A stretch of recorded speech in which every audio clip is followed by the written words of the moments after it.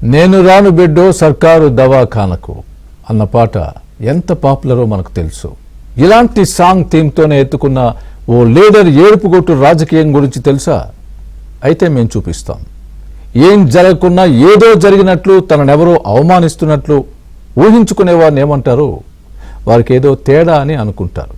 అది రోగమా, లేదంటే ఎవరైనా చేతబడి చేశారా అనే అనుమానం కూడా వస్తుంది. సరిగ్గా ఏపీలో ఒక ఎమ్మెల్యేకు ఇలాంటి జబ్బే పట్టుకుంది. తాను అసెంబ్లీకి పోకుండానే సభలో ఏదో జరిగిపోతుందని భ్రమిస్తున్నారు. మెడికల్ షాప్కు వెళ్లి బియ్యం ఇవ్వండి అని అడిగితే ఎలా ఉంటుంది?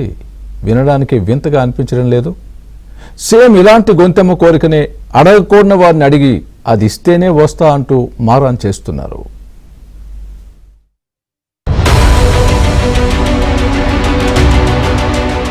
అధికారంలో ఉన్నప్పుడు 3,500 కోట్ల లిక్కర్ కుంభకోణం చేసిన లింకుల్లో మాజీ సీఎం జగన్ రెడ్డికి ఉచ్చు బిగుసుకుంటోంది.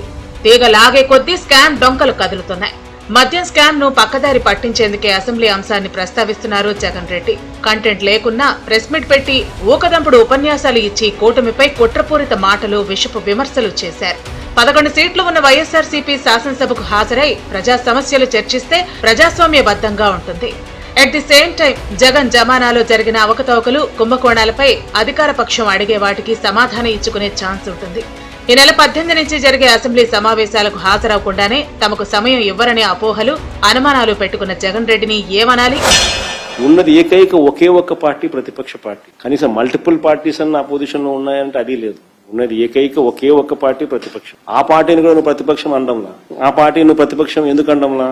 ప్రతిపక్షం నువ్వు అన్నావు అనుకో, ఎంతమంది ఎమ్మెల్యేలు ఉన్నా కూడా ప్రతిపక్షానికి ఒక నాయకుడు అనేవి ఉంటాడు. ఆటోమేటిక్లీ ప్రతిపక్ష నాయకుడు. ఆటోమేటిక్లీ ప్రతిపక్ష నాయకుడు అయినాడు అని అంటే ఆయనకు నువ్వు సభా అధ్యక్షునితో సమానంగా మైక్ ఇవ్వాల్సి వస్తుంది. అది ఇవ్వడం నీకు ఇష్టం లేదు కాబట్టి అసలు ప్రతిపక్షమే లేదంటున్నావు. అసలు ప్రతిపక్షమే గుర్తింపు ఇవ్వని అంటున్నావు. కూటమి ప్రభుత్వం అధికారంలోకి వచ్చాక ఈ నెల 18 నుంచి జరిగే 4వ అసెంబ్లీ సమావేశాలు.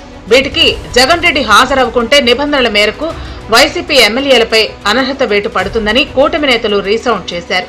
ఒక దశలో అన్నింటికీ సిద్ధం అన్న జగన్ రెడ్డి దమ్ముంటే అసెంబ్లీకి రావాలని సవాల్ విసిరారు ముఖ్యమంత్రి చంద్రబాబు నాయుడు. సిద్ధమని ఎగిరిపడ్డారు. అసెంబ్లీకి రండి, చర్చకు సిద్ధమా అని సవాలు విసురుతున్నా అనంతపురం నుంచి.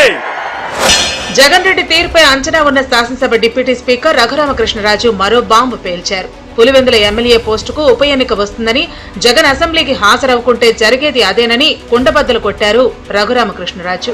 జగన్మోహన్ రెడ్డి గారు 60 రోజుల పాటు ఆయన అసెంబ్లీ సమావేశాలకు రాకపోతే ఆటోమేటిక్ గా అది మా చేతుల్లో కూడా ఏం ఉండదు. ఆటోమేటిక్ గా ఆయన డిస్క్వాలిఫై అయిపోతారు. తర్వాత సమావేశాలకు కూడా మరి ఆయన రాకపోతే, మొన్న పులివెందులలో ఏదో బై ఎలక్షన్ వచ్చింది కదా, అలాగే పులివెందుల అసెంబ్లీకి కూడా బై ఎలక్షన్ వచ్చే అవకాశం ఉండొచ్చు. కూటమి నేతల సవాళ్లకు అడ్డదిడ్డమైన ప్రతి సవాళ్లు విసిరిన జగన్ రెడ్డి సహా వైసీపీకి దిమ్మ తిరిగే ఆన్సర్ ఇచ్చారు డిప్యూటీ సీఎం పవన్ కళ్యాణ్. జగన్, వైసీపీ నేతలకు సొంత రాజ్యాంగం ఉందేమో, అందుకే శాసనసభకు రామంటున్నారని ఢిల్లీలో సెటర్ వేశారు పవన్. వాళ్ళ ఓన్ కాన్స్టిట్యూషన్ ఉండదు, దాని ప్రకారం చేసుకున్నారు. అంటే వాళ్ళ భారత రాజ్యాంగం నమ్మితే మరి అది కాదు కదా. మేము వాళ్ళ సంవిధానం లేదంటే వాళ్ళ రాజ్యాంగం ప్రత్యేకంగా ఉండండి, కానీ అవి చెల్లవు కదా. బెంగళూరులో ఫుల్ టైం ఉంటూ ఏపీకి పార్ట్ టైం విజిటర్ గా వస్తున్న జగన్ రెడ్డి కూటమి ప్రభుత్వంపై బురద జల్లుతున్నారని విమర్శించారు హోంమంత్రి అనిత. అసత్యాలు చెప్పినందుకే ప్రతిపక్ష హోదా కూడా లేకుండా ప్రజలు 11 సీట్లకు పరిమితం చేశారని, ఇవే అసత్యాలు ఇలాగే కొనసాగితే రాబోయే ఎన్నికల్లో అవి కూడా మిగలవని కౌంటర్ ఇచ్చారు అనిత. ఆల్రెడీ ప్రజలు ఈ రోజుకే 11 సీట్లతో కనీసం ప్రతిపక్ష హోదా లేకుండా కూడా చేసిన పరిస్థితి, మళ్లీ తిరిగి మీరు ఇదే పరిస్థితి కొనసాగితే గనక డెఫినెట్ గా ప్రజలకే వదిలేసే పరిస్థితి కూడా ఈరోజు కనిపిస్తాం. దీన్నే అంటారు మేకపోతు గాంభీర్యం అంటారు, తెలుసా మీకు? పులి ఎదురుగా ఉండేటప్పుడు అలాగే ఉంటుందట మేక పరిస్థితి కూడా. సో ఈ మేకపోతు గాంభీర్యం అన్నది ఒకటి ఉంటుంది అనమాట. దాన్ని ప్రదర్శించి ఏదో రకంగా సస్టైన్ అవ్వాలి అనే ఉద్దేశంతో మాట్లాడే పరిస్థితి.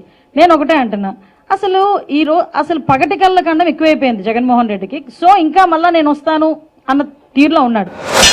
అరాచకాలు జరుగుతున్న నేపాల్లో చిక్కుకున్న ఏపీ బాధితుల గురించి కనీసం పట్టింపులేని తనం ప్రదర్శించారని జగన్ పై నిప్పులు చెరిగారు మంత్రులు. సొంత మీడియాలో కూడా కనీసం జగన్ ప్రకటన కూడా చేయలేదని విమర్శించారు మంత్రి వాసంశెట్టి సుభాష్. మానసిక పరిస్థితి సరిగా లేని జగన్ ఎందులో దూకాలని నిలదీశారు మంత్రి వాసంశెట్టి. ఇంకా ఇబ్బంది పడుతున్న ఆయన ఇందులో దూకాలేమో అనుకుంటున్నాను నేను.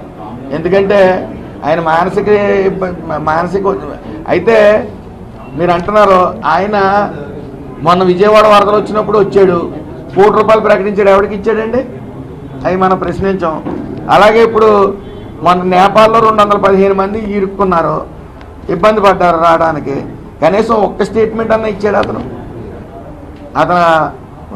మానవత్వం ఉండాలి కదా. అతను ఇప్పుడు ప్రెసెంట్ అతను హిందూ దేవాలయాలపై వైసీపీ ముఠా విష ప్రచారం చేయలేదా అని ప్రశ్నిస్తున్నారు టీడీపీ నేతలు. అధికారంలో ఉన్నప్పుడు సతీ సమేతంగా జగన్ రెడ్డి ఒక్కసారైనా తిరుమలేశుడికి పట్టువస్త్రాలు సమర్పించారా? దేవాలయాలను ఏటీఎంలో వాడుకొని దోపిడీ చేసింది వైసీపీ ముఠా కాదా అని నిలదీస్తున్నారు. దానికి సంబంధించింది ఆర్కాలజీ సర్వే ఆఫ్ ఇండియా, ఇది ఆర్కాలజీ సర్వే ఆఫ్ ఇండియా ఇచ్చిన రిపోర్ట్స్. వాళ్ళు ఏం చెప్పారయ్యా అంటే ఇది పింక్ డైమండ్ కాదు, ఇదిగో ఈ నీలం, ఇది మైసూరు మహారాజు గారు వాళ్ళ పిల్లాడు మెడలో వేసుకున్నటువంటి హారాన్ని టీటీడీకి ఇచ్చారు అని చెప్పి చెప్పడం జరిగింది. ఇదిగోండి ఇక్కడ కనపడుతుందే, ఇదే ఈ అయ్యవారి మెడలో ఉన్నటువంటిది, ఇదే. ఇప్పుడేం మాట్లాడతారు? దీనికి ఎవరు సమాధానం చెప్తారు? ఫేక్ ముఖ్యమంత్రి, మాజీ ముఖ్యమంత్రి గారు సమాధానం చెప్తారా?